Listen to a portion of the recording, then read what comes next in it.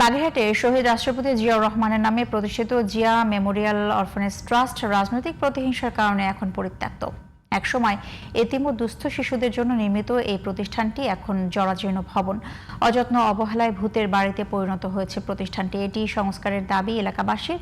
বাগেরহাট প্রতিনিধি জামাল হোসেন বাপ্পার রিপোর্ট, জানাচ্ছেন ফরিদুর রহমান। 1994 সালে বাগেরহাট সদর উপজেলার ফতেপুর গ্রামে 3.90 একর জমির উপর প্রতিষ্ঠিত হয় জিয়া মেমোরিয়াল অরফানেজ ট্রাস্ট।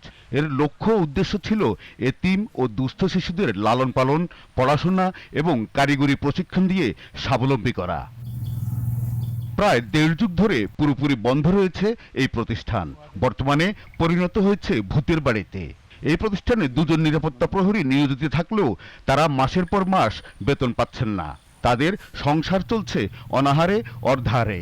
একসময় এখানে চলত ফিডার স্কুল, কারিগরি প্রশিক্ষণ ও বিনামূল্যে চিকিৎসা সেবা। এখন কেবল মসজিদে নামাজ আদায় ছাড়া আর কোনো কার্যক্রম নেই। আওয়ামী লীগ সরকার আসার পর থেকে এই প্রতিষ্ঠানটি একেবারে বন্ধ হয়ে গেছে। এখান থেকে দর্জিকা শিখে তারা সেলাই মেশিন নিয়ে যে এলাকায় কাজ করতেছে, তাদের কিছুটা হলেও তাদের ভরণ পোষণ হচ্ছে। সাফিজুর রহমান দাদু, কিন্তু আমার দাদু সেই স্বপ্নকে ভেঙে চুরে এই 17 বছরে চূর্ণ বিচূর্ণ করে দিয়েছে এই আওয়ামী লীগ সরকার। বছর পর বছর অচল পড়ে থাকা জিয়া মেমোরিয়াল অরফানেজ ট্রাস্ট আবার চালু করা গেলে এতিম ও দুস্থ শিশুদের জন্য আশীর্বাদ হবে। পাশাপাশি স্থানীয় বেকারদের জন্য তৈরি হবে কর্মসংস্থানের সুযোগ। হঠাৎ করে আমি দুঃশাসনের রোশনালে পড়ে এটা জিয়া নামটা দেখে এই জিয়া নামের উপরে তারা বৈষম্য করে এই প্রতিষ্ঠানটা বন্ধ করে দেওয়া হয়। 2009 সাল থেকে এখন 2024 সাল পর্যন্ত এটা একটা পরিত্যক্ত বাড়িতে পরিণত হয়েছে। সেখানে কোনো শিক্ষা দীক্ষা কোনো কিছুই হয় না। আওয়ামী সরকার এটা করতে দেন নাই। আবারও নতুন করে প্রতিষ্ঠানটির কার্যক্রম শুরুর প্রত্যাশা করেন এই কর্মকর্তা।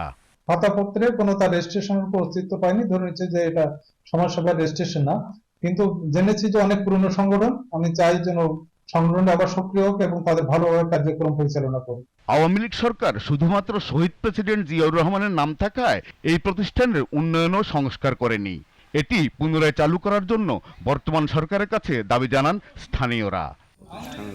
Faridur Rahman, GTV news.